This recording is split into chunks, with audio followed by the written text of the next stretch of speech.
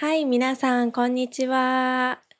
リリの日本語ポッドキャストへようこそ。リリです。お元気でしたか？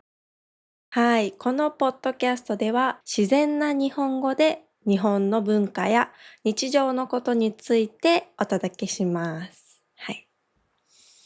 今日はちょっと面白かったことがあるので、共有していきたいと思います。最近、私、韓国人の旦那と一緒に日本に一時帰国してきました。で、その時にちょっと旦那もびっくりした出来事がありました。それが、その日は雨が降っていたんですけど、買い物をしていたんですね。で、買い物をして、何か物を買うと、ショッピングバッグに入れてくれるじゃないですか。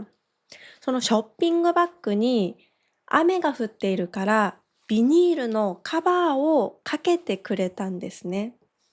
で、それを見た旦那が、そんなことまでするのって驚いていました。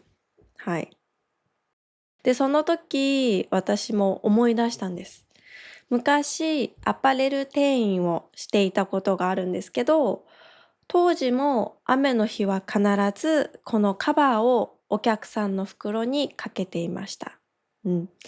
例えば朝晴れていたけど、午後から雨が降ってきたっていう時は、インカムですね。こう、みんな、こうやって喋ってるやつ。喋ってるやつに、当時働いているスタッフ全員に共有していましたね。雨が降ってきましたっていうのを共有していました。そうすると、雨が降ってきたんだっていう情報が入ったら、みんなレインカバーをつけるようにしていました。はい。だから当たり前だと思ってやっていたんですけど、結構外国人のお客さんに、ここまでしてくれるなーって驚かれることが実はよくあったんですね。どうですか皆さんは。うん。なので今日は私が店員をしていた時に、これ日本だけなんだって気づいたことをいくつか紹介したいと思います。はい。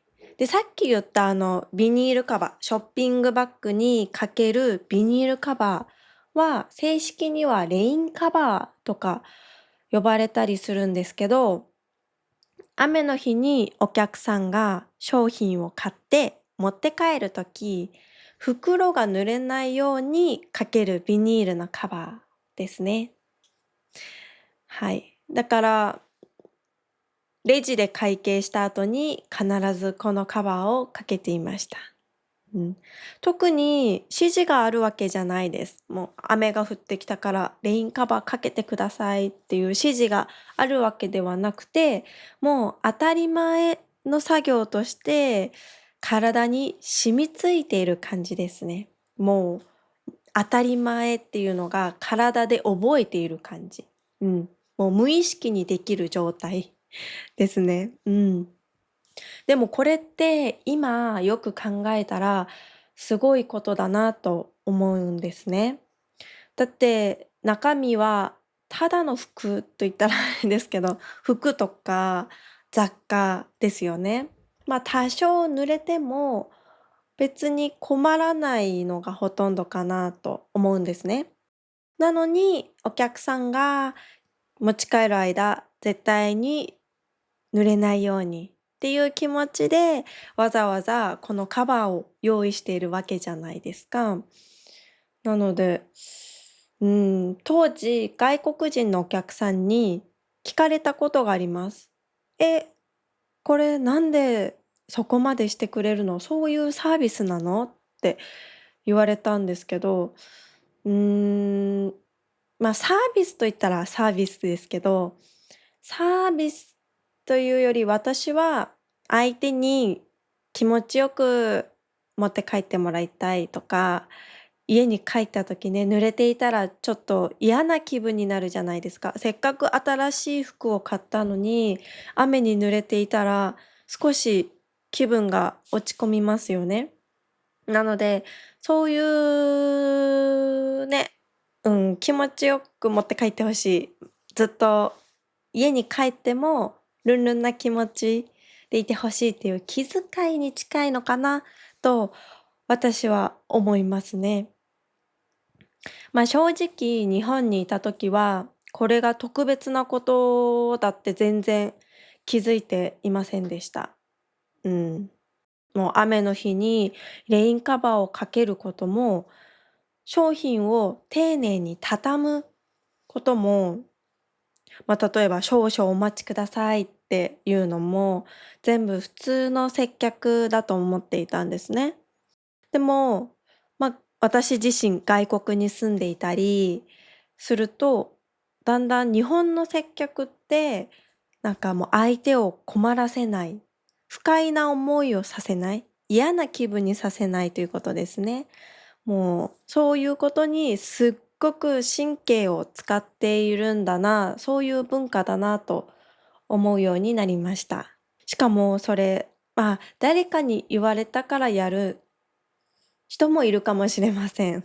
なんか上司に言われたからとかね、あるかもしれないですけど、私の時は店員一人一人がそうするのが当たり前。実際自分がお客さんでどこかお店に入った時に受けている当たり前のサービスという感じがあるので、それを自分が店員の時にお客さんにするのは当たり前。うん。と思ってやっているのが、うん、もう文化かな。マニュアルというより文化に近いかなと思います。なので私自身店員を辞めてお客さんの立場に戻ってからも、レインカバーをかけてもらうたびに、これ当たり前じゃないよね。感謝しなきゃって思う時もあります。さっき少し出てきましたけど、気遣い。気遣いという言葉を少し紹介したいと思います。気遣いとは、相手のことを考えて優しく気を配ることです。今日の話で言うと、店員さんがお客さんが濡れて困らないようにと考えて、レインカバーをかけてあげることが気遣いですね。似ている言葉と言っていいのかわかりませんが、さっき出てきたものとしてサービスがありますね。サービス。サービスと気遣いは少しニュアンスが違いますよね。サービスはお店が用意している特典や対応というイメージが強いのに対して、気遣いはマニュアルになくても相手を思う気持ちから自然に出てくる行動と思ってもらえればいいと思います。例えば、例文を2つ紹介します。彼女はいつも周りに気遣いができる人です。日本の接客は細かい気遣いが感じられます。こんな風に気遣いという言葉を使うことができます。気遣いができる人と言われたら褒め言葉なので、よっしゃと思ってください。はい。もう一つ、接客でよく使う表現に、少々お待ちくださいがあります。皆さん、日本に来た時聞いたことありますか？少々お待ちください。少し待ってくださいの丁寧な言い方で、お店やお仕事の場面でよく耳にする表現ですね。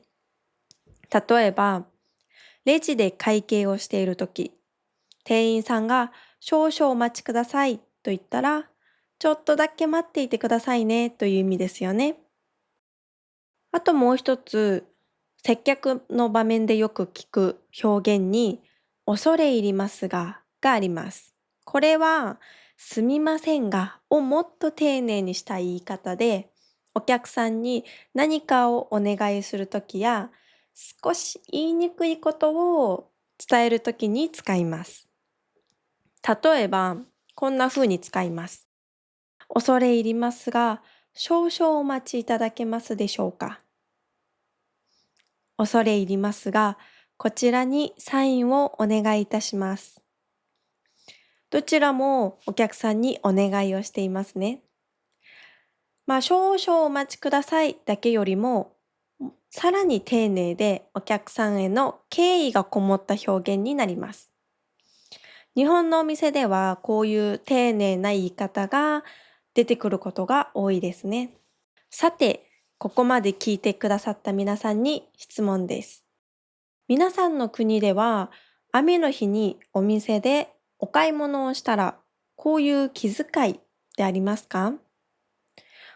逆にこれは自分の国の方がすごいぞというね、接客のエピソードなどがあればぜひコメントで教えてください。いろんな国の気遣いの違いを知ってみたいなと思います。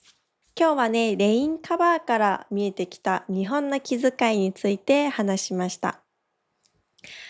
スクリプトは下のリンクからダウンロードできます。YouTube のチャンネル登録や Spotify、Apple Podcast のフォローもしていただけると嬉しいです。それではまた次のエピソードでお会いしましょう。バイバーイ。